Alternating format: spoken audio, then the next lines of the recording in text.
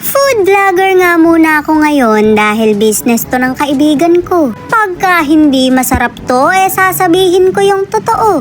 Ring at palakasan na lang ng guardian angel dahil nasa tabi ko ng kalsada. O diba, kain muna bago ma-clearing operation ni Gabriel Gu. Shoot amare, nasa langit na ba ako?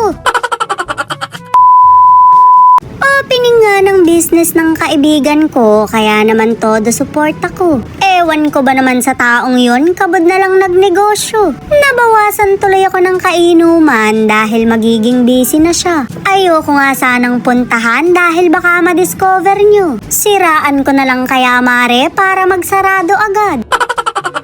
Dito nga yan sa box inasal na may only rice at only sarap. Hindi ko lang sure kung masarap din ba yung may-ari. So 129 nga lang, may chicken at only rice ka na. May liempo rin sila at barbecue yung pamimilian. Ikaw na lang ang bahalang magdesisyon, total naman malaki ka na. Located nga pala yan mare dito sa langit. Sa sobrang sarap maaabot mo talaga ang langit. Joke lang mare, usok lang ng iniihaw yan. Hindi ko nga sure kung doon ba talaga ako mapupunta. Nga yung kaibigan ko na hindi na magkanda o gaga. Kabubukas pa lang yan pero dinudumog na. Syempre napakasaya ko para sa kanya dahil magiging healthy na yung atay niya. Mare, hindi na kami makakainom gabi-gabi. Yung negosyo talaga na yan abala sa inuman. Hindi nga ako sa tabing kalsada pumuesto dahil papansin ako. Pakiramdam ko rin kasi malakas yung guardian angel ko ngayon. Tiwala lang mare, hindi ako matatagis.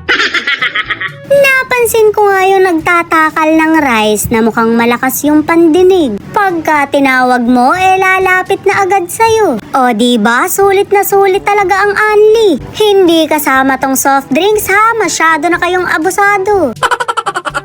Huwag mo iinumin, pain nila yan. Kasi hindi ka makakapag-analyze. Ay, ang galing mo. Sabi sa'yo. Mamaya yan, mamaya. Kita mo una si Nerve para di ka makapag-analyze. Akala niya maloloko niya tayo. Hindi nila alam ano na tayo sa ganyan. Kagigil talaga tong kaibigan ko, kabod na lang nagnegosyo. Sa halip na umiinom tayo ngayon, nandito tayo. Lakas ko talaga sa guardian angel ko dahil hindi ako natagis. Hindi nilang kasi yung terminal lang baliwag, kaya madali nyo lang matatagpuan. Kung malapit lang kayo sa bayan ng San Miguel, gumora na kayo. Nakita nyo naman, only chicken oil at toyo din. Mare, idagdag mo pa yung toyo mo. Ang inakala ko may customer ka, puro kamag-anak mo pala mare. Ang gagawin mo.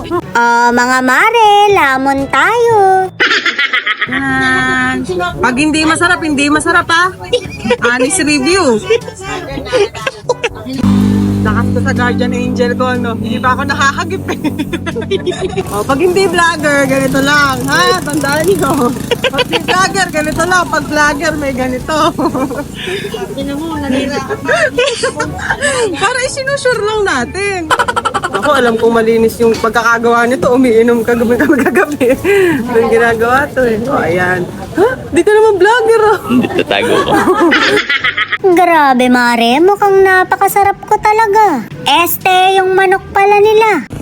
Pag di masarap. Walang kaibigan. Mare, doon tayo sa totoo. Pagka hindi masarap to, sasabihin ko talagang hindi masarap. Walang kaibigan, doon tayo sa totoo. Ring at proud na proud ako dahil masarap yung inasal niya. Hindi ka lang pala sa gin magaling magtimpla, kundi pati sa manok. Ayun na, sabi ka naman sa gasaan. Ay, babaling lang. Normal Yan ba, yan may ba? babaling lang. May pwesto naman sa loob pero mas trip ko dito. Baka kasi maka-istorbo lang ako dahil magbablog ako. Inaabangan ko rin si Gabriel Gu dahil baka kabod mag-clearing operation. Malay nyo mare, makapag-collab kami. Masarap din yung barbecue nila pero mas masarap to kapag pinulutan namin. Sama ng ugali nyo, puro sugo ang nilalabas nyo. Marunong naman pala kayong gumawa nito, grabe kayo. Thank you. Lakas pangatlo na Sinisiksik pa yan. Ganun kasarap yan. Napadaan nga yung kapatid ko kaya may dagdag customer. May pambayad naman daw siya pero ilibre ko na. Shoot, mare, na-hold up ako sa tabing kalsada. Dahil nga may pagka-dog lover siya, pinasyaron pa sa akin yung mga tira. Grabe na talaga, sulit na sulit yung 129 ko. Medyo nahiya pa nga siya sa lagay na to, kaya pinatago pa sa bulsa niya. Paano pa kaya kung hindi siya nahihiya?